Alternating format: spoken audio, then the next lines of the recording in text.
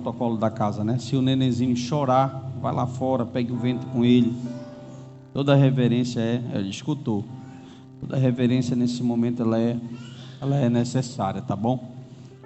Abra sua Bíblia no livro de Deuteronômio, capítulo de número 31, e nós vamos meditar na palavra do Senhor nessa noite.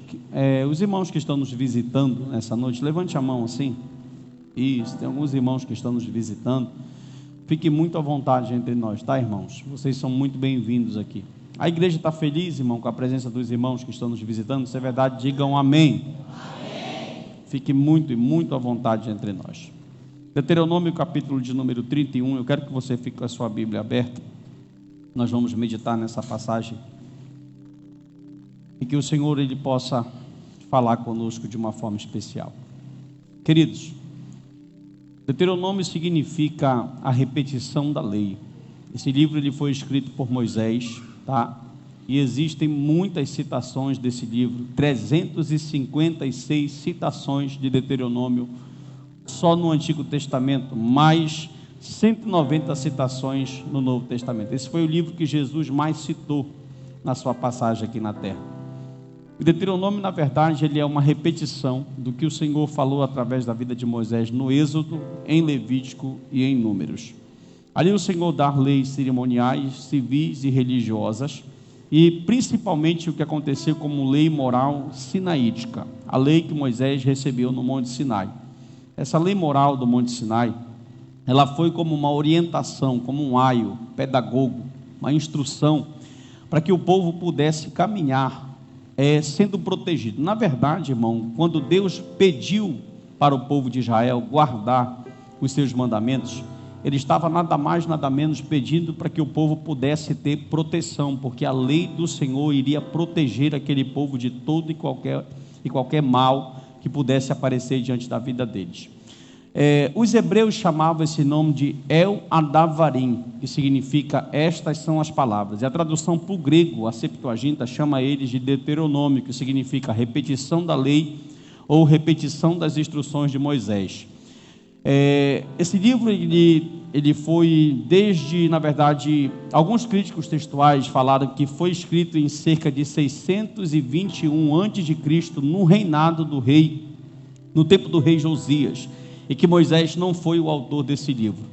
E o que era, pastor Narciso, que Moisés queria passar para esse povo aqui? Primeiro, irmão, o cenário histórico desse livro é o seguinte: o povo está terminando a sua caminhada, a sua peregrinação no deserto, e a gente precisa frisar que os crentes, ou melhor, que os judeus que saíram do Egito com Moisés, a maioria deles já morreu. E essa geração que está aqui com Moisés é uma geração nova, porque se passaram 40 anos de peregrinação no deserto. Olhe para mim, por favor. Se passaram 40 anos de peregrinação no deserto. Após 40 anos de peregrinação no deserto, essa geração que cresceu no deserto foi uma geração que não teve nenhum contato com idolatria. Eles não viram os deuses do Egito, eles não foram de um panteão politeísta, eles não tiveram contato com outros deuses.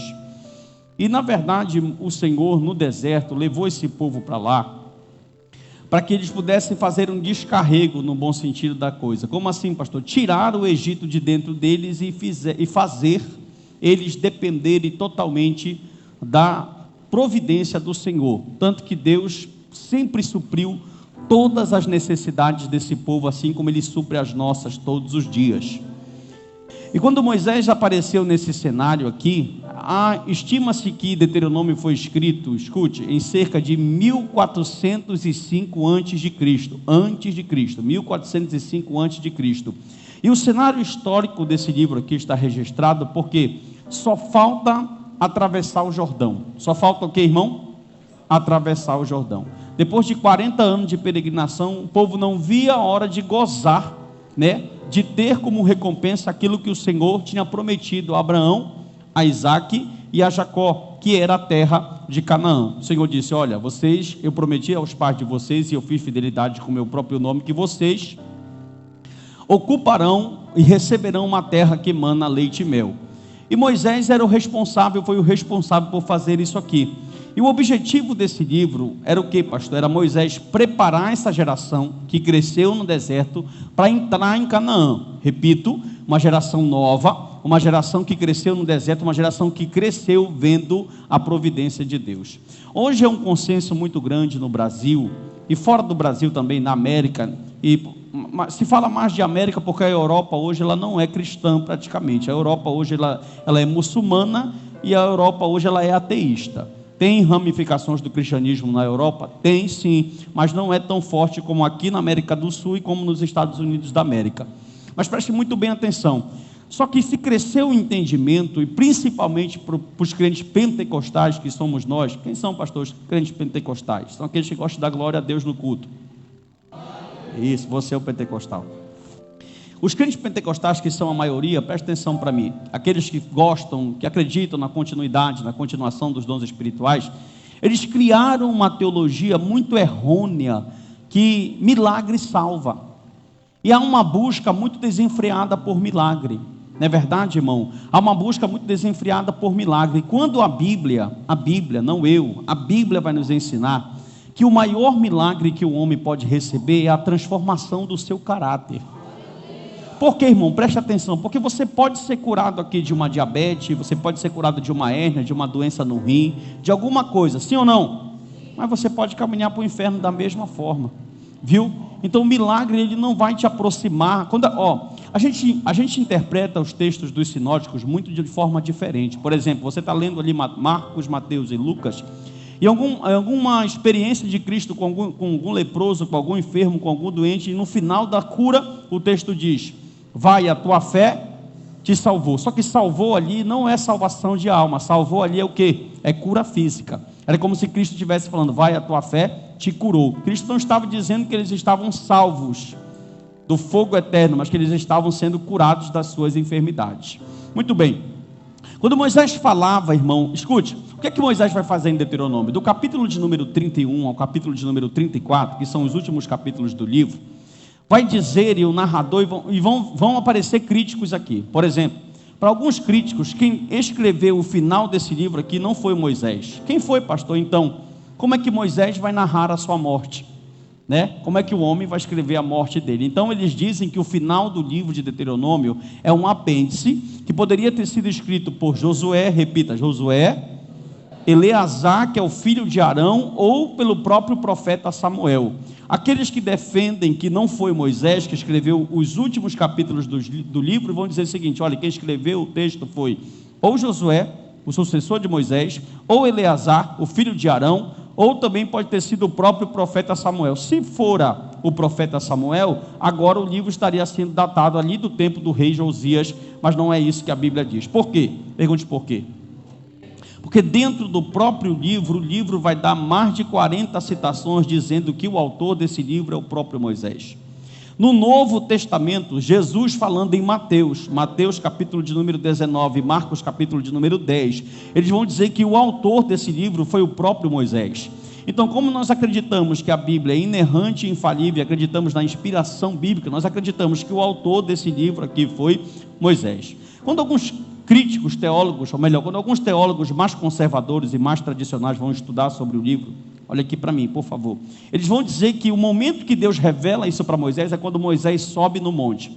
Quando Deus leva Moisés até o monte, Ele está ensinando para Moisés, ou mostrando para Moisés, o que vai acontecer no final da sua vida. E Moisés então está ali escrevendo.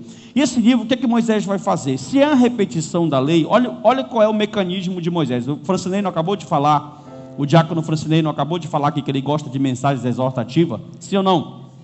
É justamente o que Moisés vai fazer aqui. Ele vai lembrar o passado, vai pregar os sermões e vai trazer isso em forma de exortação. Tipo assim, Moisés vai por diversas vezes nas campinas, irmão, isso aqui eu não estou falando de templo, não estou falando de lugar físico, isso aqui tudo era no meio de um deserto.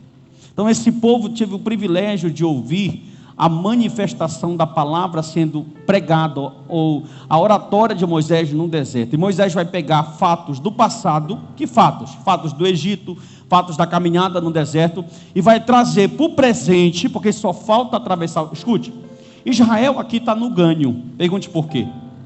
Porque só falta atravessar o Jordão. E escute só, Israel vem conquistando a Transjordânia, que ficou aqui atrás, está toda conquistada. Por quem? pelo próprio povo de Israel. Eles conquistaram tudo. Og caiu, Bazã caiu, Jericó caiu. Já era para você ter dado glória, mas tudo bem. Tudo caiu. Escute, eles conquistaram tudo isso sem perder quase um homem. Sabe por quê? Porque não era eles que conquistavam, era o Senhor. Como é que uma nação nômade, que não tem paradeiro, esse povo não tem paradeiro, esse povo não tem um lugar estabelecido, esse povo precisa alcançar um lugar, ocupar um lugar, para que eles possam progredir como nação. Não tem estado, não tem rei, não tem político, não tem legislação. Moisés fazia todo esse trabalho. Já pensou, irmão? Moisés fazia todo esse trabalho. O sogro dele uma vez olhou de fora, porque quem está de fora vê melhor. Amém? E disse para ele: rapaz, tu vai morrer. Como assim, pastor? Se formava uma fila, diz a Bíblia, eu gosto de Bíblia. Se formava uma fila de 6 da manhã até 6 da tarde. E Moisés tinha que julgar todas as causas, pequenas, médias e grandes. Deixa eu te explicar. Por exemplo, o irmão Marcos é da tribo de Benjamim. A glória que essa tribo é forte, isso. E o Sérgio é da tribo de Judá. O irmão Marcos é agricultor e o Sérgio é agricultor. Os dois têm cordeiros, vacas, cabras e bodes. Eles são homens fartos. Eles não crescem, não estavam dando glória, irmão. Viu? Eles eram homens fartos, poderosos. A cabra do Sérgio mordia a cabra do irmão Marcos e ela morria.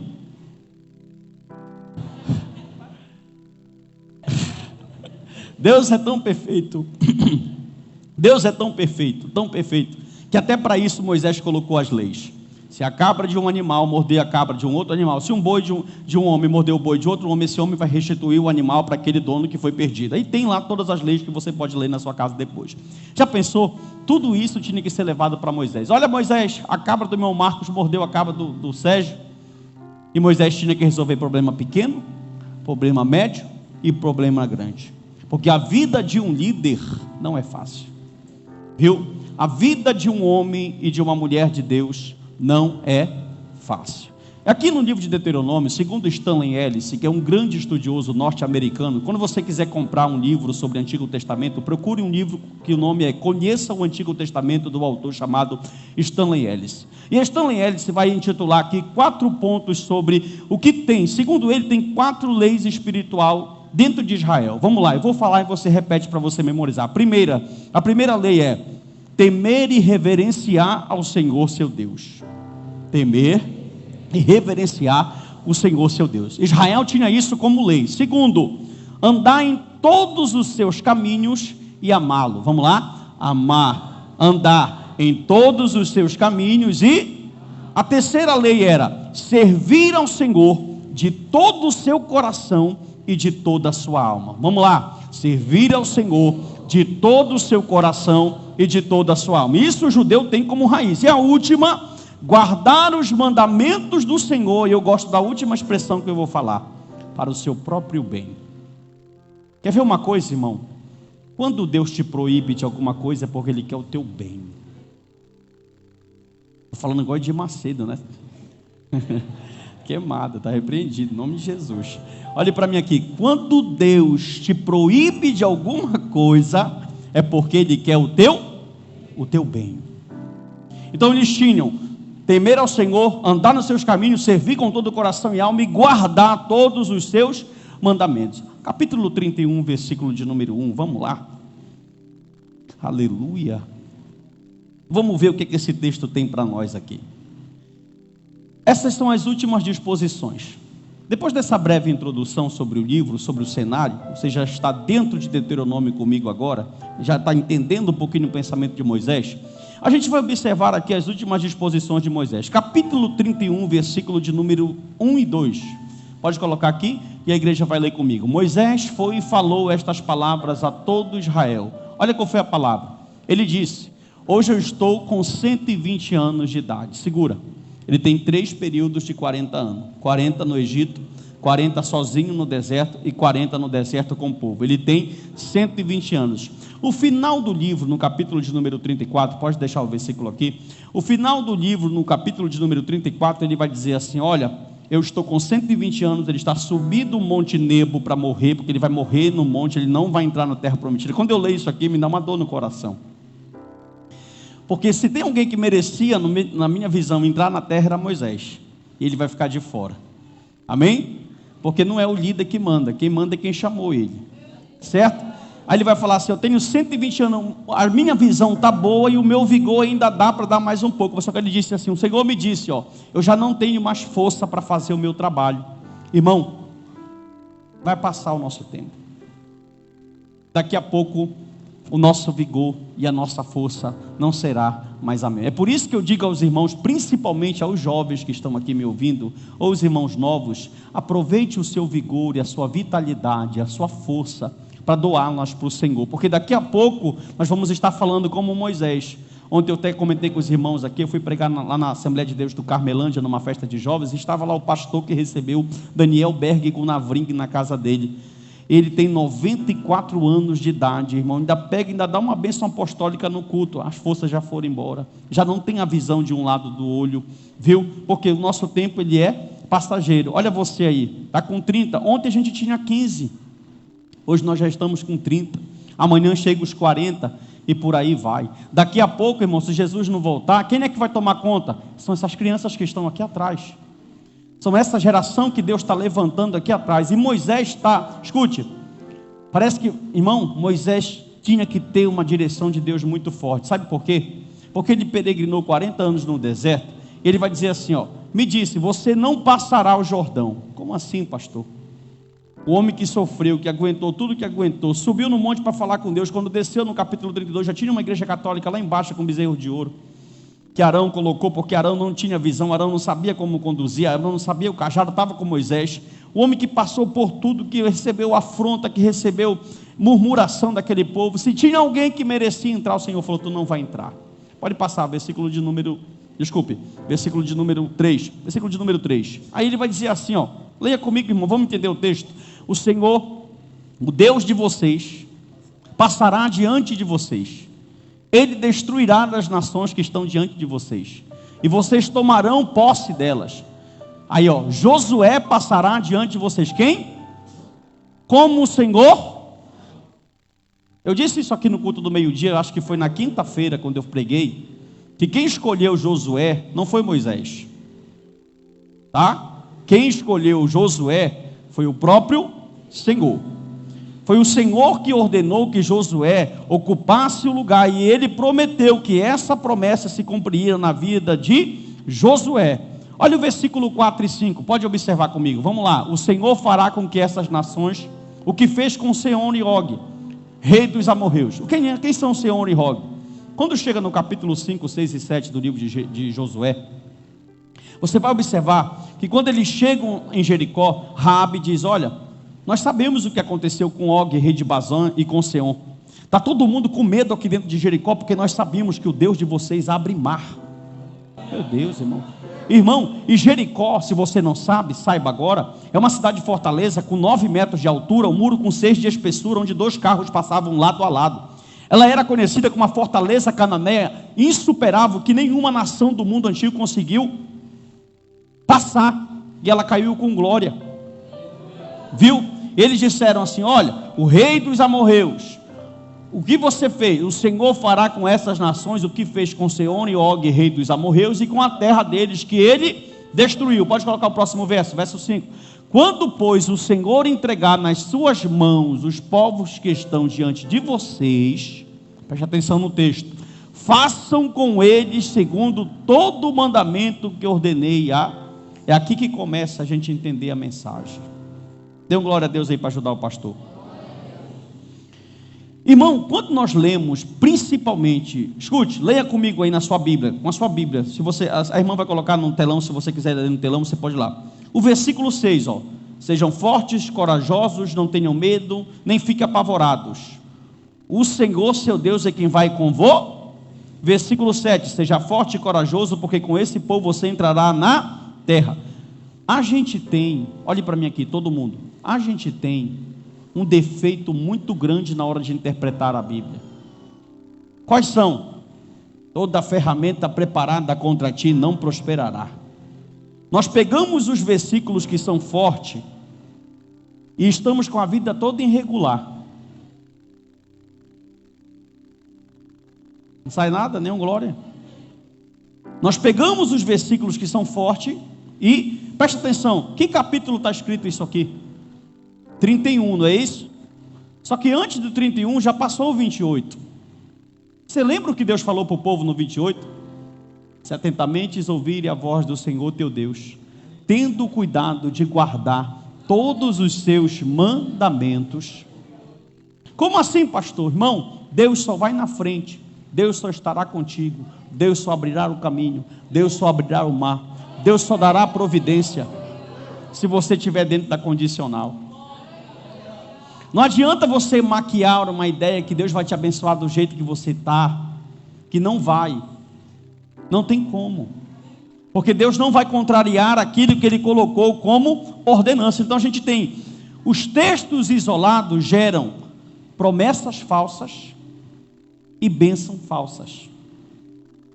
Agora, o que é bênção para você? Bênção para você é uma vida financeira maior, melhor? Bênção para você é o que, irmão? É você ter um bom dinheirinho para você passear nas férias? O que é bênção para você? O versículo 6 e o versículo 8 são condicionais de obediência à lei de Israel. Então, presta atenção, o versículo 6 e o 8 só terá cumprimento se você estiver obedecendo os preceitos de Deus. Quando é que Deus luta a minha guerra? Quando eu estou obedecendo os seus preceitos. Quando é que Deus peleja as minhas causas? Quando eu estou obedecendo os seus preceitos. Quando é que Deus se compromete em fazer a sua vontade na minha vida? Quando eu estou dentro dos seus preceitos. Irmão, como é que pode? Lembra dos preceitos? Um deles, teme, anda em todos os caminhos, serve ao Senhor de todo o coração e guarda os seus mandamentos. É como se Deus estivesse falando: façam aquilo que eu coloquei para vocês como ordenança e o resto eu faço. Quer ver uma coisa? Isso aqui não se cumpriu na vida de Israel. Israel hoje é uma nação dominada pelos árabes. Se cumpriu na vida de quem? Daqueles que obedeceram. Cumpriu na vida de Josué, por quê? Josué obedeceu. Cumpriu na vida de Caleb, por quê? Porque Caleb andou na obediência. Cumpriu na vida de Moisés, por quê? Porque Moisés estava debaixo dos preceitos. Vai cumprir na vida de quem? De quem, irmão, vai cumprir? Escute, pelo amor de Deus, eu quero te poupar de alguns sacrifícios de tolo. Eu quero te poupar de alguns sacrifícios de tolo. Olhe para mim. Não adianta você pular fogueira. Não adianta você fazer campanha. Não adianta você pagar para o profeta e orar na tua casa, na tua cabeça.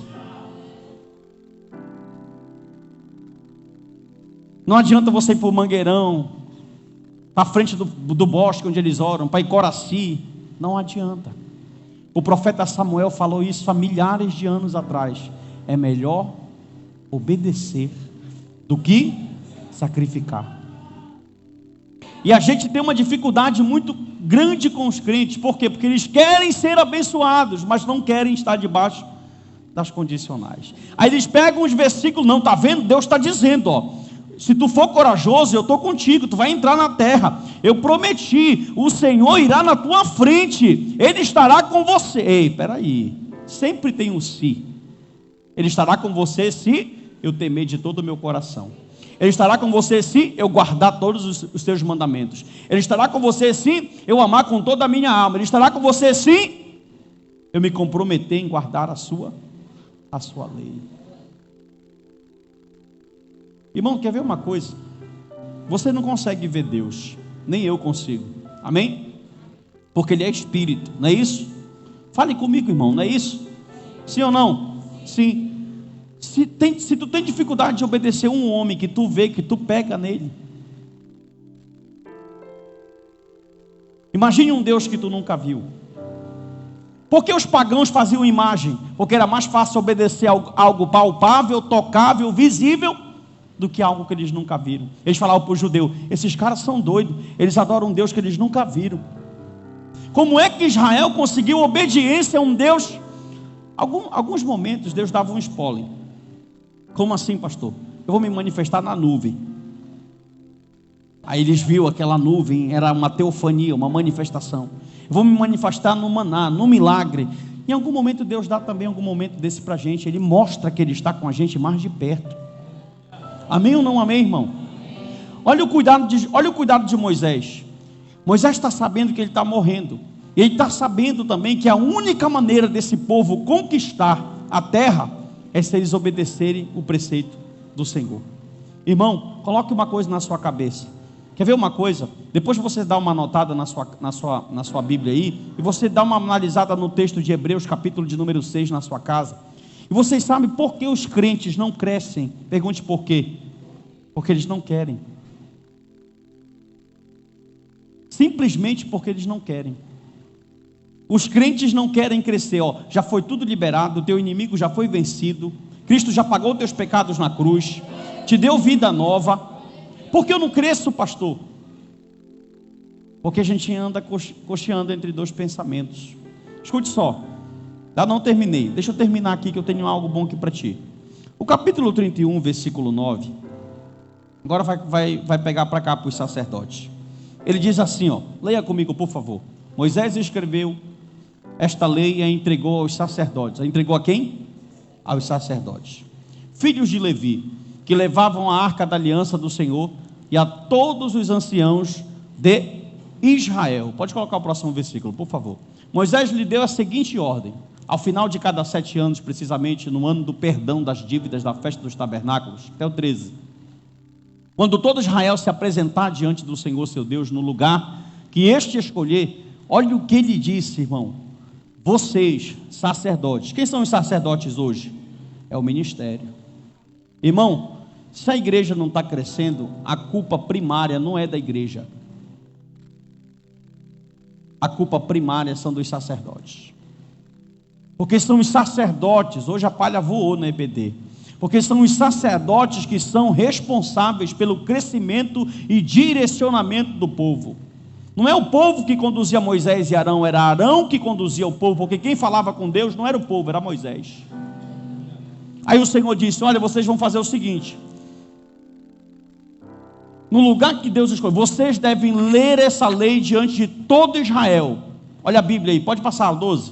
Reúnam o povo, olha o que Deus disse, vocês vão reunir o povo, os homens, as mulheres, as crianças, os estrangeiros que estão dentro da cidade que vocês moram, para que eles ouçam. Aí está, irmão, olha, repita comigo: ouçam, mais forte, ouçam, aprendam e temam o Deus de vocês.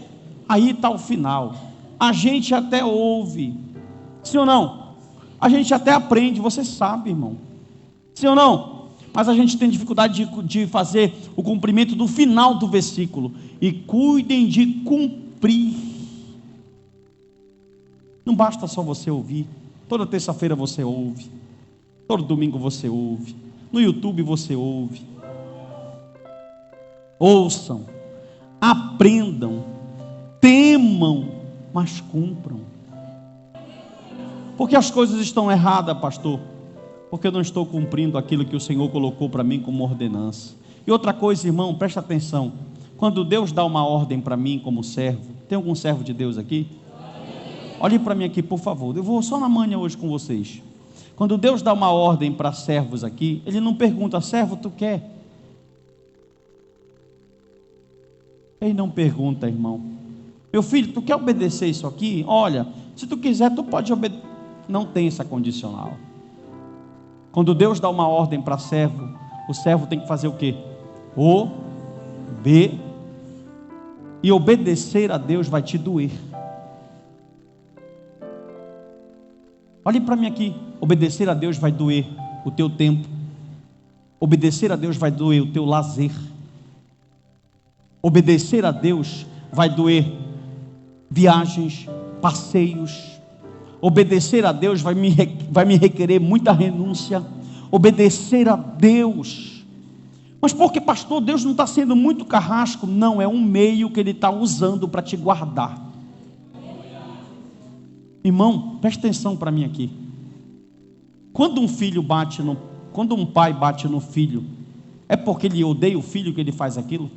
É porque hoje a Sara apanhou lá em casa da mãe dela, antes de vir para o culto. Por que a Sandra bateu nela? Por que, irmão? Porque o pai quer que o filho seja corrigido para que ele não sofra lá na frente.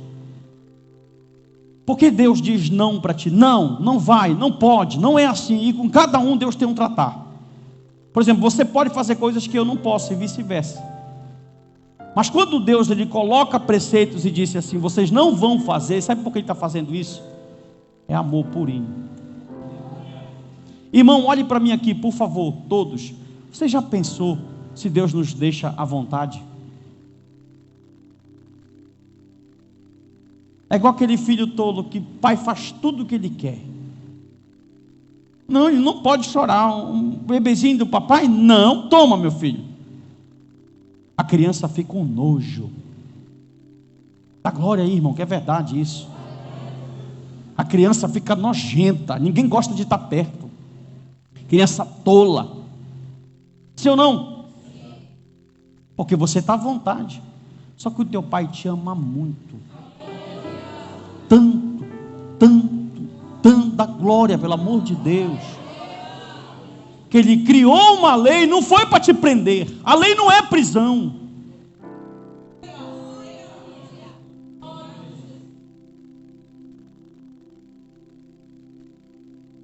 a lei não é prisão. Se você obedecesse à lei de Deus, teu casamento estaria muito melhor. Se você obedecesse à lei de Deus, teus filhos estariam muito melhor. Se você obedecesse à lei de Deus, a tua família teria uma outra realidade. Porque a lei é perfeita. Sabe qual é o papel da lei? Não é te justificar. Quem te justifica é Cristo. O papel da lei é abrir os teus olhos para entender. O papel da lei é te conduzir à salvação. Deus falou assim, eu amo tanto eles que eu vou começar a dizer não. Irmão, Moisés ouviu não. Paulo ouviu não. Josué ouviu não. E você só quer ouvir sim. Nem ora.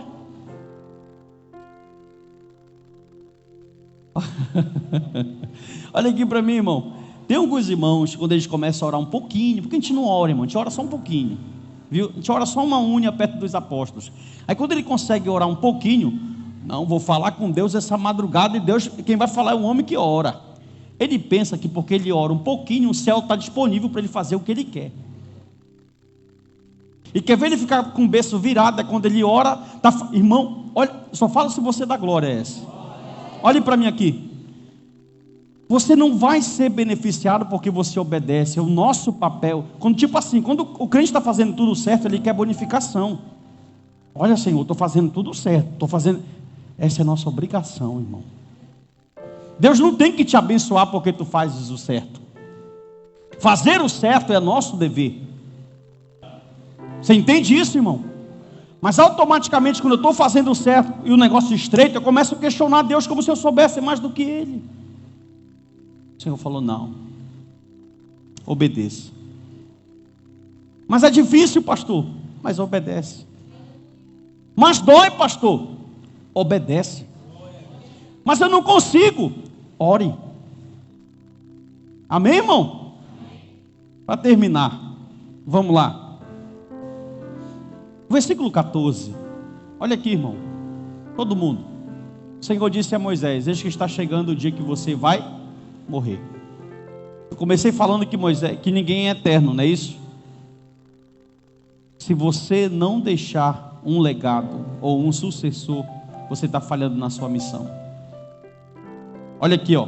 Moisés está morrendo. Nós não sabemos quando é que Cristo vai retornar, viu? E nós temos que deixar um legado para as próximas gerações. Uma hora nós vamos partir daqui. Eu pergunto para vocês: você já tem o seu Josué preparado?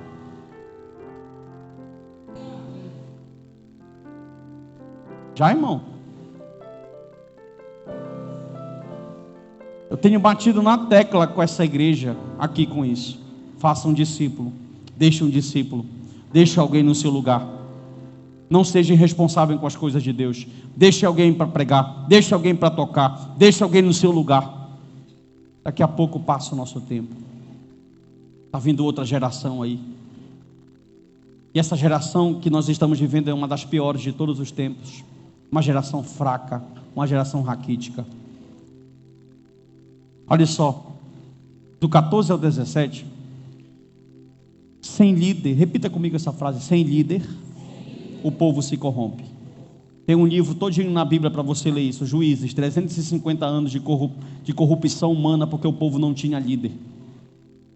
Quando o povo não tinha uma direção, o povo fazia o que quer. Irmão, agora olha onde nós vamos concluir isso aqui. Versículo 16, isso aqui é forte. Imagine Moisés e Josué ouvindo isso de Deus. O Senhor falou para Moisés: Moisés, tu vai morrer. Bora ler o texto. O Senhor disse a Moisés: eis que em breve você vai morrer. Então esse povo vai se levantar, vai se prostituir, vai seguir outros deuses. Meu irmão, já pensou isso, irmão? Moisés, quando tu fechar o olho, eles vão para o culto de Baal. Você já pensou isso, irmão? Parece que todo o esforço de Moisés foi em vão. Perdeu a vida no deserto com um povo rebelde, só estou esperando a morte deles. O Senhor falou para ele: Moisés, já é difícil eles te obedecerem, te vendo, imagine tu estando na ausência. Só que Deus é tremendo, irmão. Moisés não perdeu. Moisés morreu, mas viu um homem chamado Josué. Não precisa de muito. Cristo pegou só 12. Só 12. Paulo pegou só Timóteo, Tito, Filemon, mais algumas pessoas. Não precisa de muito. Se você conseguir deixar um com o mesmo princípio, com a mesma fé, com o mesmo propósito do seu coração, se você conseguir deixar uma pessoa como representante e dizer assim: olha, o meu legado não é a minha empresa, o meu legado é que essa pessoa ter a fé que eu tenho. É muito lindo quando a gente vê uma pessoa que é nova convertida, que ela está caminhando na fé, e ela começa a andar, e ela fala assim: eu aprendi com o meu pastor, eu aprendi com o meu líder me ensinou a orar, meu líder me ensinou a ler a Bíblia, meu líder me ensinou a ser um homem assim, minha líder me ensinou a ser uma mulher assim. Legado. Josué entendeu tanto isso, que no 24 do livro dele ele disse o quê? Está aí, ó, tem Deus para todo gosto, tem igreja de todo jeito, vocês podem ir para onde quiser, mas eu e a minha casa.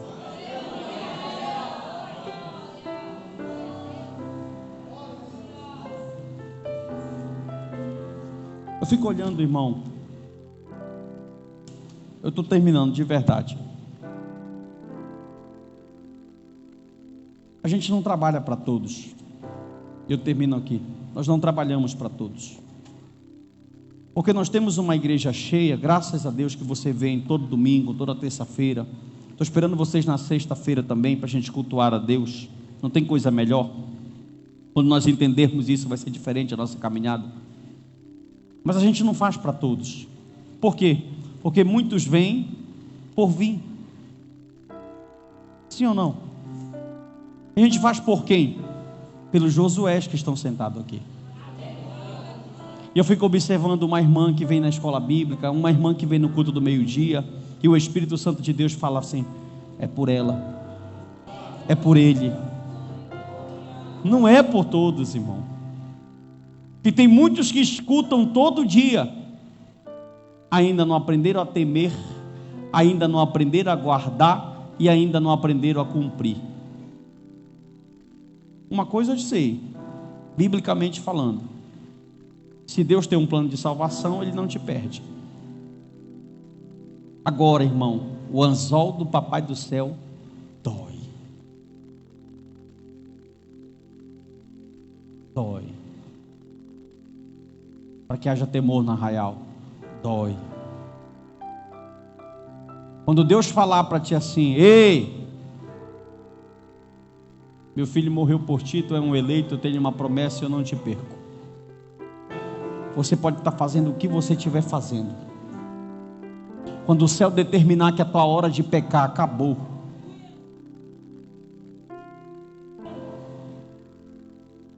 você vai começar a sentir nojo do pecado. Você está entendendo isso, irmão? E essa não é uma ação do homem, não é uma ação do pastor, isso é uma ação do alto, é uma ação do céu. Valorize, irmão, a sua vida, seu tempo, e fala: Senhor, eu quero ser útil para ti. Eu e a minha família queremos ser útil para ti. Para de querer só as bênçãos do Senhor, ainda de forma errada. Deus tem muito mais do que bênção para você. Deus tem muito mais do que bênção para você. O palácio de Moisés virou um monte. Oh glória! Naquele monte, no meio de um deserto, ele ouvia a voz do Todo-Poderoso de Israel. Amém, irmão? Curve sua cabeça.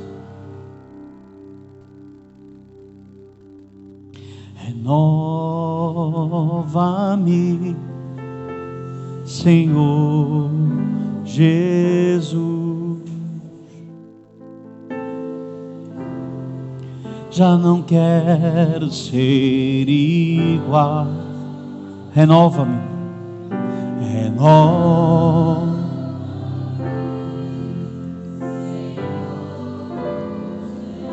Põe em mim o teu coração. Cante, irmão.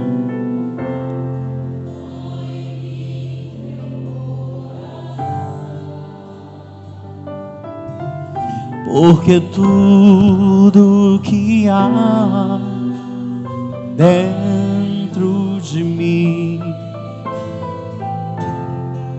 necessita ser mudado.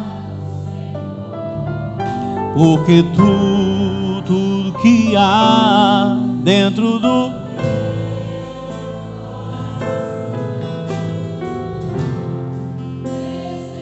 segura. Eu quero que você feche os seus olhos. E aí, de olhos fechados, como você está, você fale para o Senhor a sua necessidade nesse momento. Seja sincero, irmão. Conversa com Ele só na tua mente. E diga: Senhor, Tu sabe que eu não consigo. Tu sabe das minhas crises, das minhas lutas. Tu sabe do meu problema no oculto. Fala com teu pai aí, irmão. Fale nesse momento para ele: Senhor, eu tenho um pecado que eu não consigo largar ele. Eu quero te obedecer, Senhor, mas eu não consigo te obedecer. Irmão, eu estou com o meu corpo arrepiado, porque há uma luta da tua carne contra o Espírito. Há uma luta da tua carne contra o Espírito que não deixa você servir a Deus. Mas o Senhor está dizendo: eu estou contigo, eu vou na frente, eu luto as guerras, eu faço. Fala para Ele: Senhor, eu não consigo, Senhor, eu preciso de uma força do alto.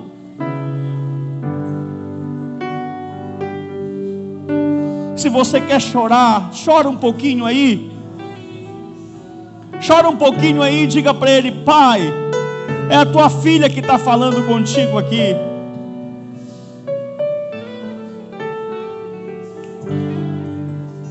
É a tua filha que está falando contigo aqui, Senhor.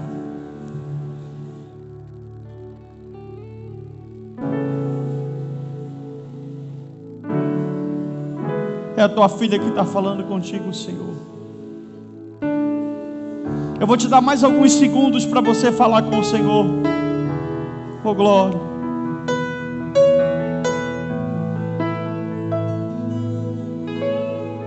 Deus conhece o interior, a necessidade do teu coração. Tem pessoas aqui que não tem mais força para orar. Tem pessoas que não tem mais ânimo nem sequer para vir ao culto congregar. E o Senhor está dizendo: eu estou te limpando nessa noite. Oh, aleluia. Oh, Espírito de Deus. Não entendo o meu próprio agir.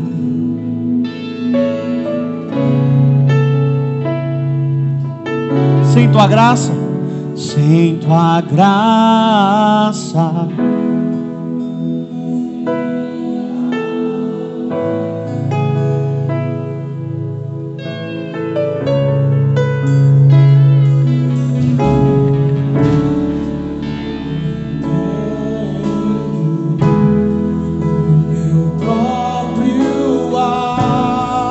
Levanta do teu lugar e vem te entregar para Jesus.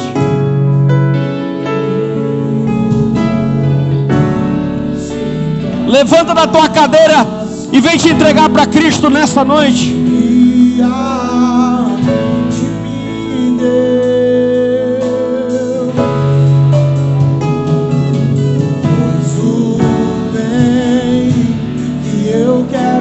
Eu não faço, e o mal que eu não quero, esse acabo cometendo.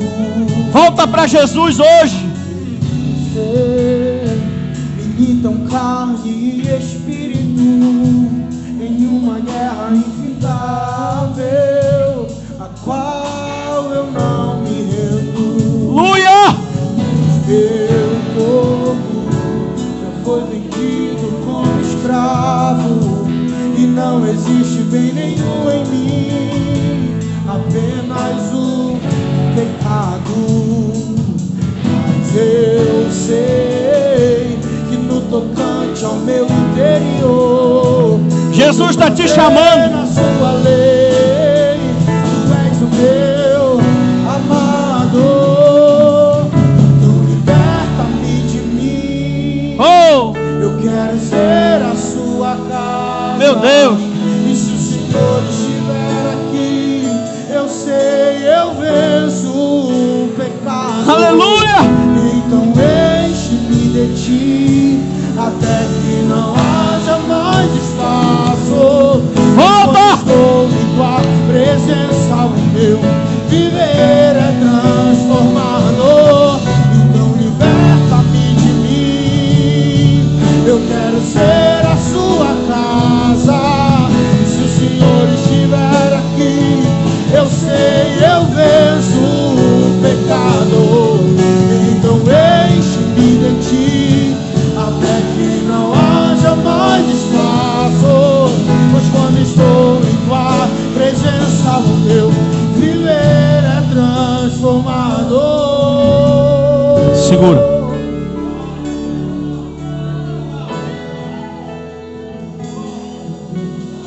Aleluia. Segura. Irmão, não tem ninguém para voltar para Jesus. Ninguém, irmão.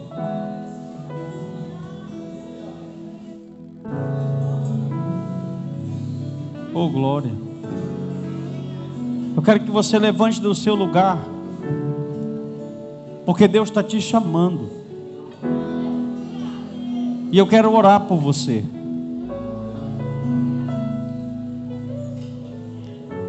É de uma forma fina que o Senhor está te chamando de volta.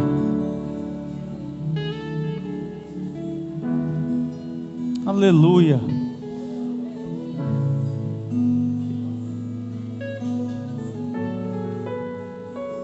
Oh, glória. A palma mais bonita que você puder bater para Ele.